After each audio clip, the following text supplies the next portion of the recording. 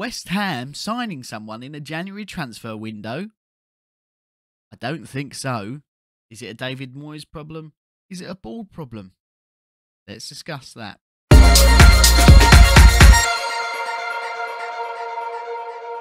Hello, my name is Ian. I am the Bearded Hammer. Welcome to the YouTube channel. If you haven't already, make sure you've subscribed and get in that comment section to let me know what you think about our January transfer window.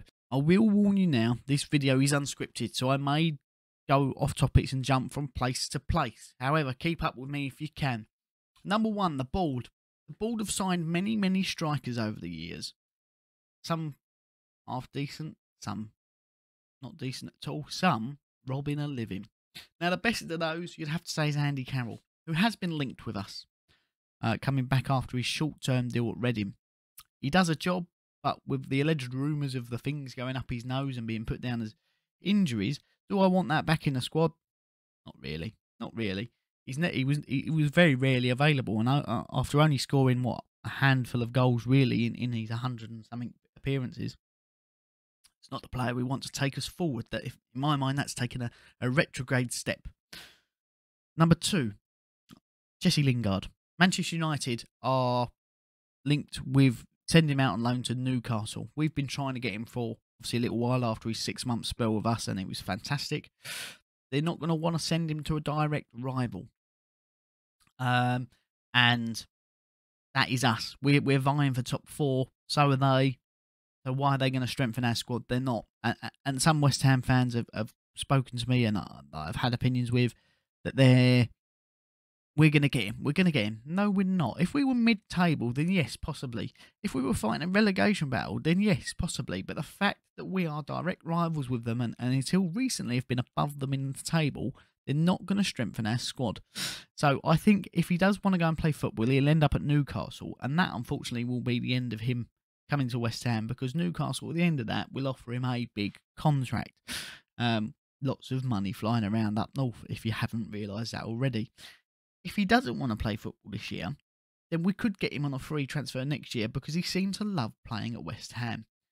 The fans loved him.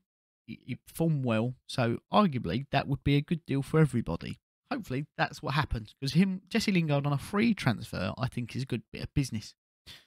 Another player we've been linked with defensively, Cant, plays in France at the moment, the big 6'4" lump. I think it would be a good replacement for Ogbonna in the long term. Now, you have to look at it in terms of Craig Dawson has done quite well. Diop has been hit and miss since Ogbonna and Kurt Zouma have been out. Kurt Zouma's now back. So he's been paired up with Craig Dawson against Manchester United. I think pairing him up with Diop would do him a favour. I think you have to give that a little bit of a go, that partnership. And the reason I say that is Diop needs a level head around him, a leader, and a really good defender, which is Zouma is all of those things. So maybe you give him a bit of composure, and he's more athletic than Dawson is, that has to be said. So maybe that will help mould him into a better defender, and hopefully we'll see the best of him. If not, then it's time to go.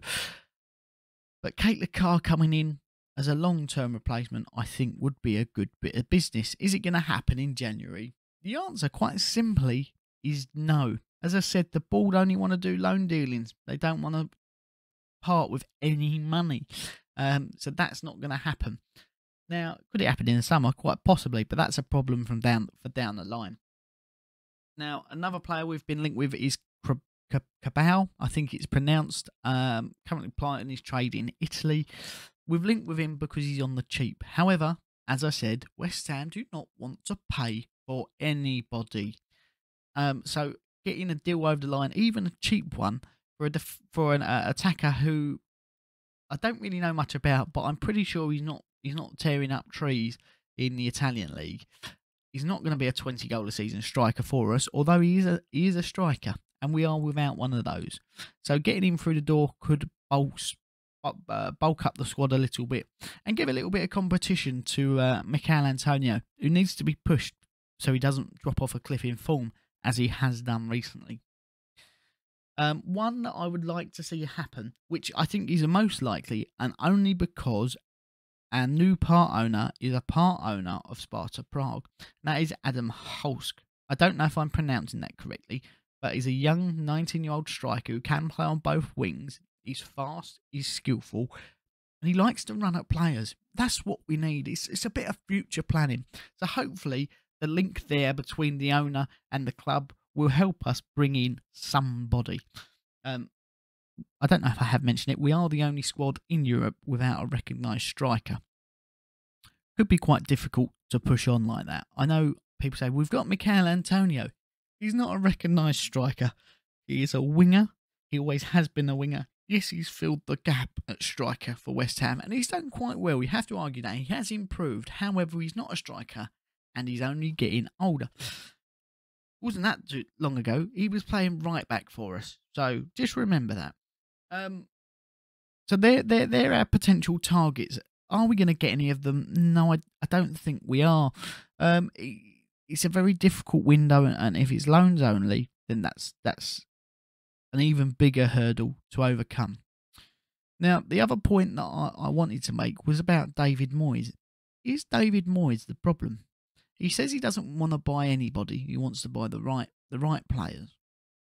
He doesn't, and that to start off with sounds good. Yes, he's not just going to buy any old crap, which is what we've done over the years. We've bought hundreds of strikers and they've all been crap.